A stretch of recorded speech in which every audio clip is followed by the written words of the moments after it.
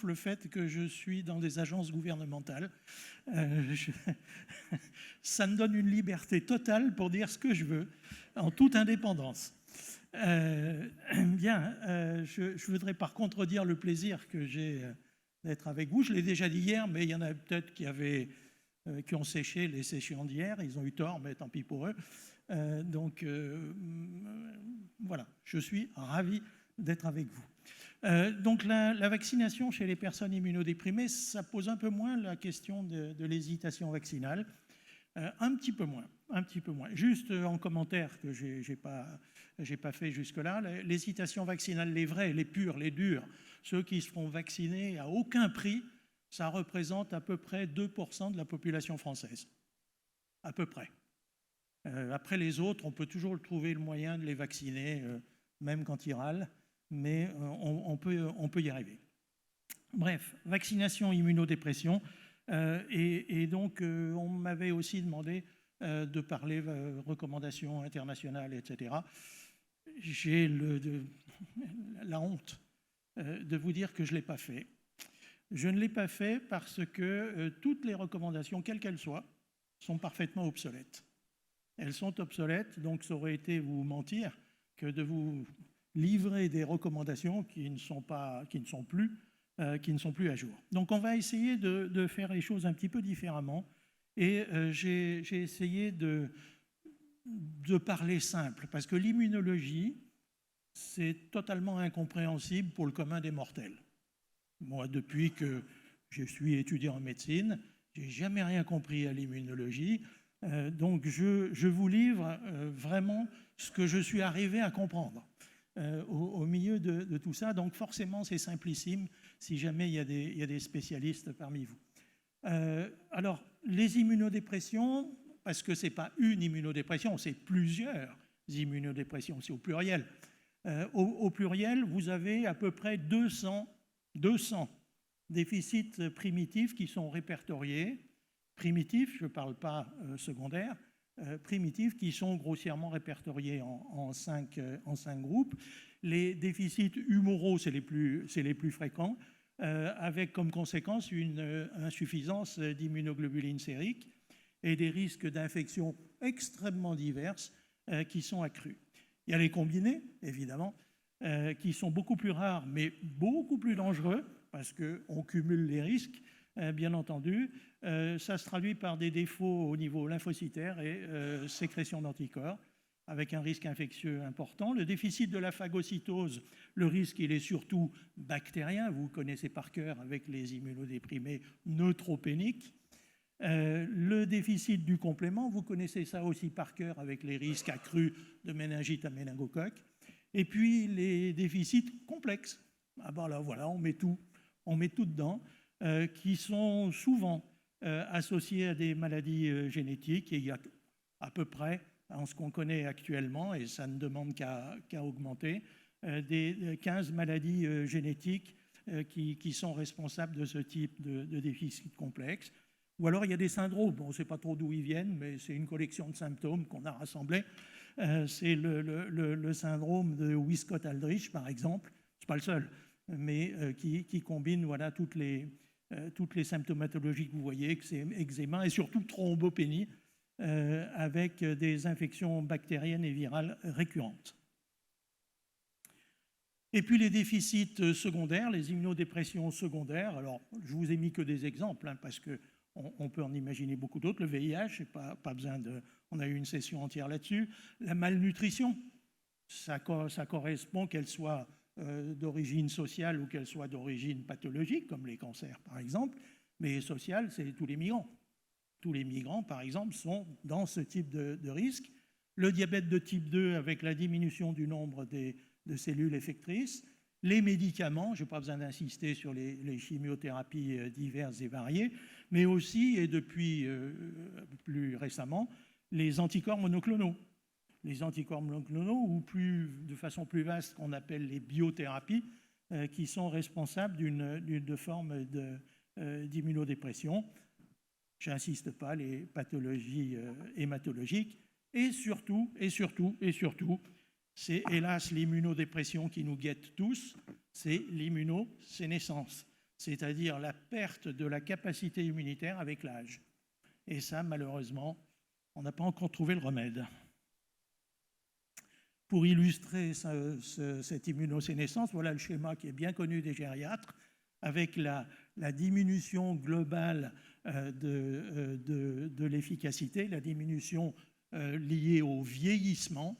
Et vous voyez les encoches, les courbes, enfin, ce n'est pas les courbes, les droites 2, 3, qui sont autant d'accidents dans le parcours de vie qui vous entraînent en dessous du seuil de bonne santé.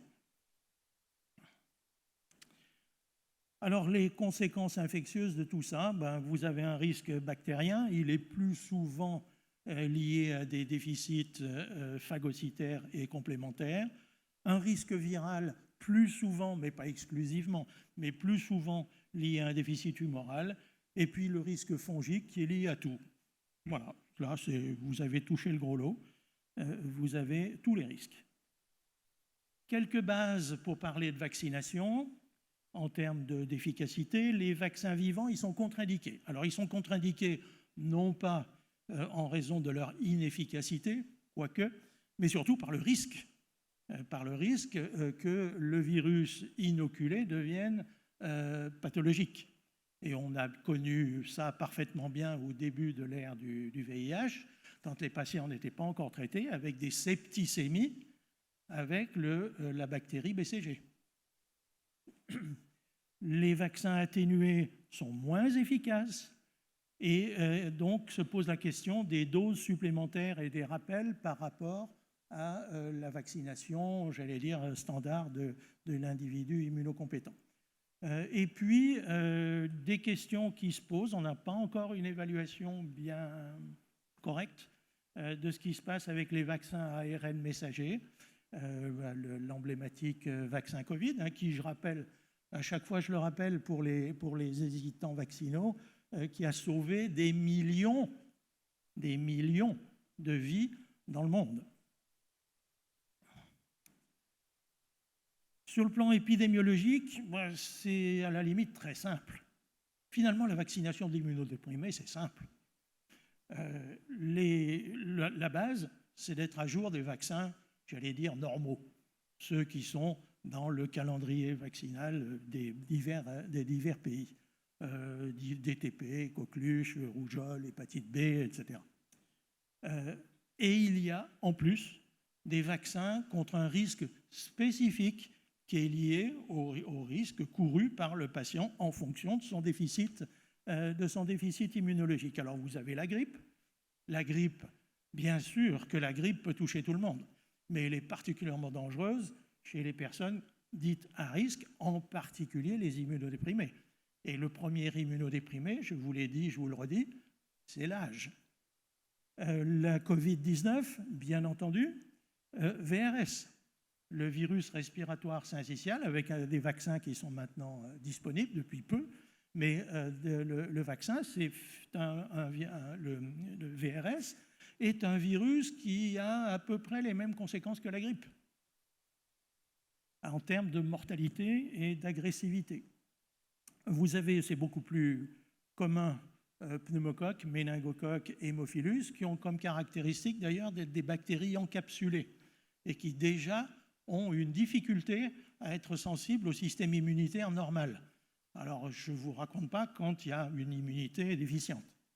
Et puis le zona, c'est un virus qui ne demande qu'à ressortir, puisque c'est le virus de la varicelle, comme vous le savez, qui ne demande qu'à ressortir à l'occasion d'un épisode d'immunodépression. Mais il y a énormément d'incertitudes, énormément. D'abord parce que le plus souvent, l'évaluation se fait par des marqueurs indirects, c'est-à-dire qu'on a très peu de preuves cliniques, simplement parce que c'est difficile. Ça demande des essais monstrueux pour arriver à démontrer cliniquement l'évitement, si on peut dire, de la pathologie concernée. Donc on se rabat le plus souvent sur la réponse humorale, c'est-à-dire le taux d'anticorps, y compris dans les agences d'enregistrement des vaccins. Le deuxième point, c'est que les données sur l'importance de l'immunité cellulaire dans le processus, et pas seulement l'immunité humorale, et les conséquences cliniques que ça peut avoir sont extrêmement rares. Exemple, et qui ne concerne pas l'immunodéprimé d'ailleurs, mais qui, a fortiori, s'y applique, un vaccin contre l'hépatite B. On connaît tous des non-répondeurs, entre guillemets, des non-répondeurs sérologiques à la vaccination hépatite B. Simplement, on admet qu'au-delà de 5 injections de vaccin, on admet que l'immunité cellulaire conférée par cette vaccination est suffisante pour que les personnes soient protégées. Mais qui a chiffré l'immunité cellulaire? C'est quoi? Comment vous chiffrez l'immunité cellulaire? On est totalement incapable de le faire. Et d'autre part, et enfin, il y a une très grande hétérogénéité de la diminution de la réponse immunitaire, y compris chez des malades qui reçoivent le même traitement. Et donc, démontrer l'efficacité devient extrêmement compliqué et augmente forcément le nombre de patients inclus dans des essais éventuels. Alors, si on en vient aux questions pratiques, il y a d'abord les vaccins dits respiratoires. Les vaccins respiratoires qui protègent contre en gros des pneumonies, qu'elles soient bactériennes ou virales. Alors le pneumocoque, il est recommandé pour tout immunodéprimé et à tout âge.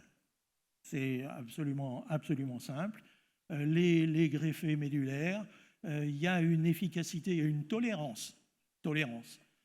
Ça c'est pour les anti-vaccins, qui est démontré pour 3 ou 4 doses de vaccins conjugués, y compris les nouveaux, c'est-à-dire le Pneumovax 20 ou 21, qui peuvent être substitués, en tout cas c'est l'avis du comité des vaccinations, et qui peuvent être substitués aux mêmes conditions que le PCV 13 ou 15, ou même les vaccins polysaccharidiques. Vous savez que les vaccins conjugués type Prevnar sont des vaccins conjugués qui vous confèrent une efficacité sur le portage de la bactérie, alors que le polyosidique, le 23, lui, ne donne qu'une immunité, enfin qu'une protection contre le pneumocoque circulant, donc la forme bactériémique de la maladie à pneumocoque, alors que l'efficacité du Prevnar est considérablement supérieure, bien entendu.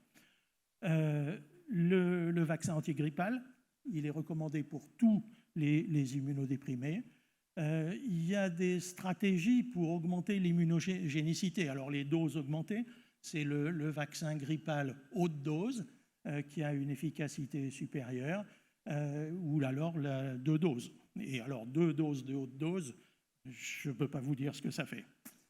Il y a des stratégies optimales qui ne sont pas définitives, qui sont en cours d'exploration, et des vaccins, c'est un vaccin donc inactivé, avec 2 doses pour la revaccination initiale, 2 doses pour une vaccination initiale, après greffe de moelle, ou une seule dose, haute dose, pour la vaccination, toujours après greffe d'organes solides. Tout ça, c'est des stratégies un peu dérivées de ce qu'on fait chez l'immunocompétent, en espérant que augmenter les doses va nous permettre une meilleure réactivité.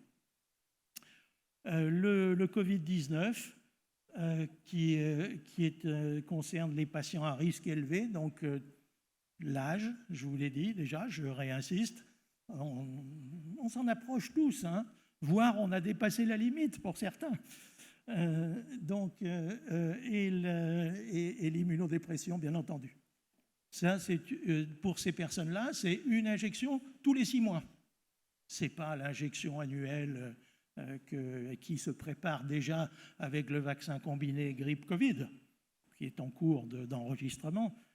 C'est vraiment Covid tous les 6 mois. Ça va faciliter la conviction des anti-vax. N'ayez crainte. Et puis le vaccin VRS. Vous avez, je vous ai dit tout à l'heure, c'est une virose extrêmement commune. pour laquelle, pour l'instant, on n'avait pas grand-chose, que les pédiatres connaissent parfaitement bien, puisque c'est responsable des épidémies hivernales qui encombrent, si je peux m'exprimer comme ça, qui encombrent les services d'urgence pédiatrique tous les hivers avec les bronchiolites. Eh bien, chez l'adulte, c'est une pathologie virale qui est assez similaire à la grippe. Et donc, ce vaccin VRS, il concerne maintenant, et il est disponible, en tout cas en France, je ne sais pas chez vous, mais il est disponible pour les plus de 60 ans avec des comorbidités, ce qui inclut les immunodéprimés, bien entendu. Et puis les femmes enceintes. Alors, est-ce que la femme enceinte est immunodéprimée ou pas? Alors d'abord, est-ce que c'est une maladie? Ça, c'est une question de base. Certains auraient tendance à penser que c'est une maladie. Le deuxième point, est-ce que c'est une malade immunodéprimée? Alors, oui, disent certains, non, disent d'autres. Au sens strictement immunologique du terme, non. Non. Est-ce que c'est une personne à risque? Oui. C'est deux choses différentes. Et surtout, qui est à risque? Ben, c'est l'enfant. Et la meilleure façon de protéger le nouveau-né, c'est de vacciner la mère pour qu'elle lui procure ses propres anticorps et qu'il soit protégé pendant la période qui va suivre la naissance, si bien entendu la naissance survient pendant la période épidémique. Si c'est au mois de juillet, c'est peut-être pas la peine non plus. Alors, il est recommandé, ce vaccin, mais comme on est les champions du monde de la schizophrénie, il est recommandé, mais il n'est pas remboursé. Ce qui lui donne pour l'instant un succès, on va dire, modéré, pour être charitable. Et puis le vaccin Zona. Le vaccin Zona, il y a une recommandation 2025. Donc, vous voyez, on est en pleine actualité. Ce sont les adultes immunocompétents de plus de 65 ans, mais immunocompétents, 65 ans, ça veut dire l'immunosénescence. Donc, en pratique, on rentre dans notre cadre des immunodéprimés.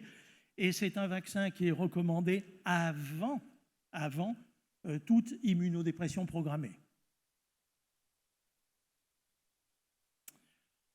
Alors, les éléments d'incertitude, je reviens là-dessus. Peu de données sur les nouveaux vaccins. On a parlé de nouveaux vaccins, hein, le Zona, le VRS.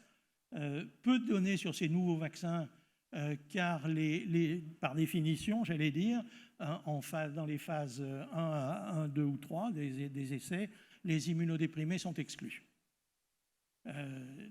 Ça, c'est le premier point. Le deuxième point, on a une insuffisance de données chez les patients qui sont traités par les nouveaux médicaments, les biologiques, hein, comme on dit, et les nouveaux médicaments avec une potentielle immunomodulation. Quand est-ce qu'il faut immuniser? Alors évidemment, l'idéal, ce serait avant l'immunodépression, mais combien de temps avant? S'il y a besoin de plusieurs rappels, de quel est le délai avec le dernier rappel, tout ça, ce n'est pas clairement établi et c'est en plus très dépendant du niveau de l'immunodépression et puis c'est aussi très clairement dépendant de l'urgence à immunodéprimer. C'est sûr que vous n'allez pas attendre 6 mois pour traiter une leucémie. Les critères d'évaluation d'efficacité sont incertains, y compris la corrélation entre le taux d'anticorps et l'efficacité clinique. Est-ce qu'il y a besoin de rappel? Ça, on ne sait pas trop. Les stratégies d'optimisation ont besoin d'être mieux validées, y compris au niveau sécurité. C'est-à-dire, qu'est-ce que ça fait quand on multiplie les doses de vaccins? On a beau dire, les vaccins, c'est safe, il n'y a pas de problème, circuler, il n'y a rien à voir. Quelquefois, il y a à voir. Et puis, fondamentalement, comment combattre l'hésitation vaccinale? Alors ça, on peut faire un séminaire de 4 jours, au bout duquel on n'aura pas la solution, mais on peut se réunir. Comment organiser, en plus de ça, la vaccination des voyageurs immunodéprimés? Et il y en a de plus en plus.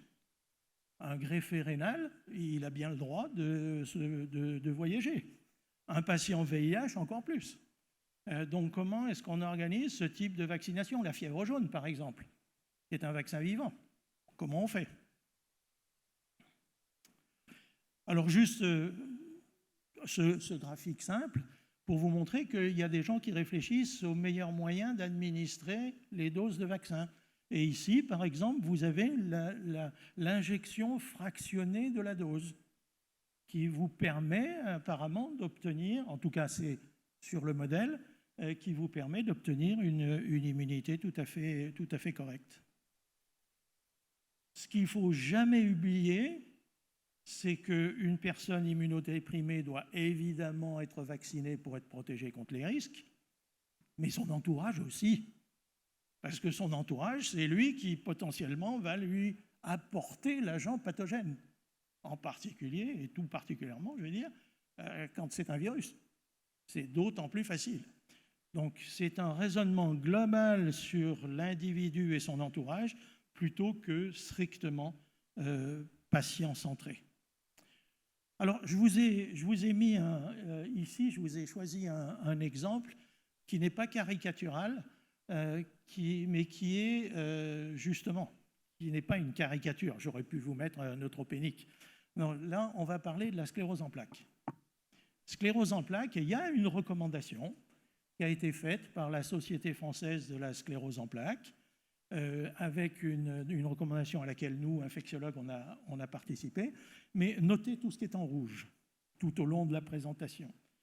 En 2019, et ça illustre un propos que je voulais, que je dirai en conclusion, donc je le martellerai, c'est qu'une recommandation, quelle qu'elle soit, je l'ai déjà dit hier, elle doit être mise à jour en permanence.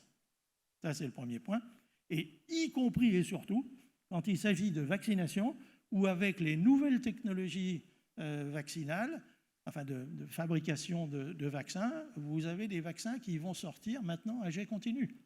Parce que dans pas longtemps, il va y avoir la vaccination anti-CMV, qui, vous le savez, est une des viroses les plus préoccupantes chez les patients immunodéprimés. Donc comment est-ce qu'il faudra gérer ça? Alors, quelques préalables. D'abord, la sclérose en plaques ne provoque aucune immunodépression. Ce n'est pas une maladie immunosuppressive. Le problème va venir des traitements éventuels.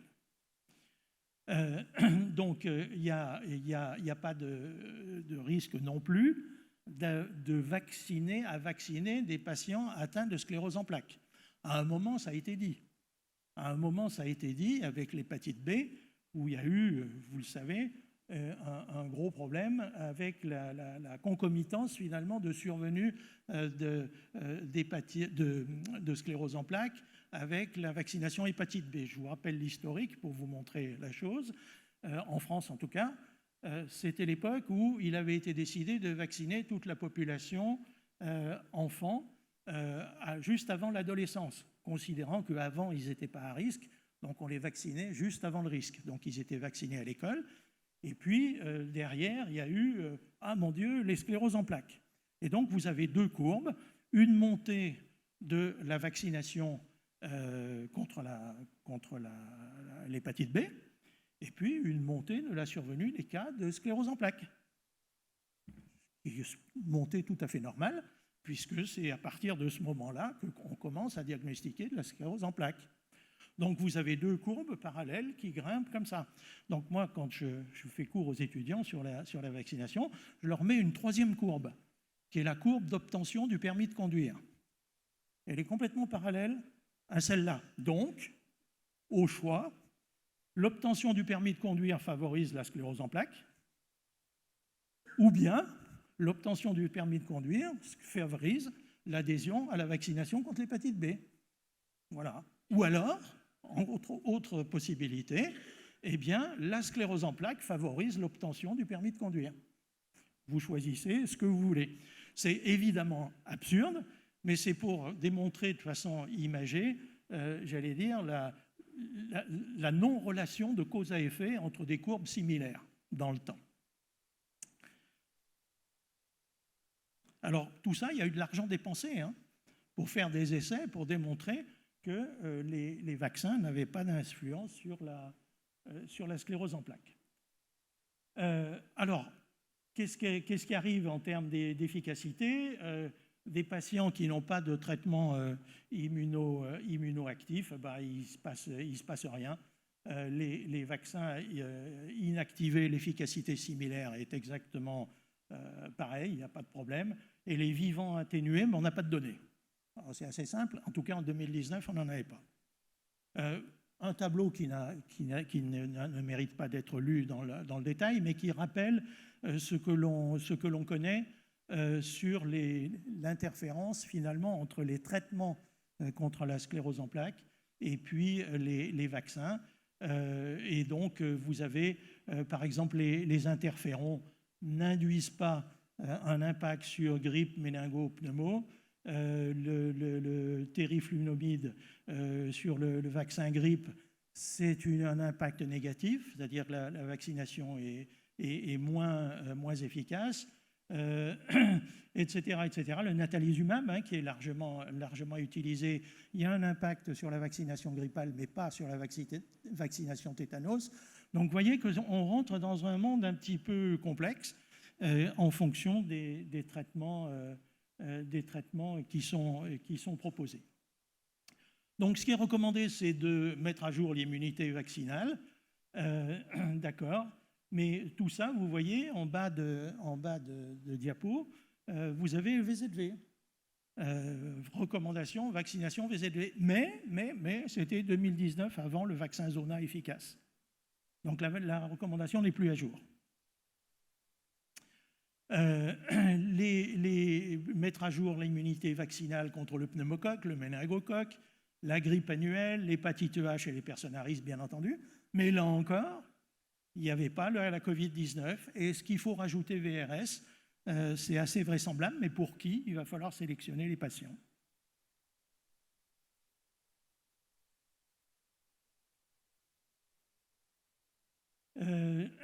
Les traitements immunosuppresseurs programmés, eh bien, là encore, on disait varicelle à l'époque, mais maintenant c'est Zona. Le vaccin antipneumococcique, c'était le Prevnar 13 à l'époque, maintenant c'est le 20 ou le 21. Et puis les vaccins contre l'hépatite B, bon là, il n'y a pas trop de modifications. Je vais passer là-dessus parce que les commentaires vont être exactement les mêmes en termes de nouveaux vaccins qui n'étaient pas inclus dans la recommandation.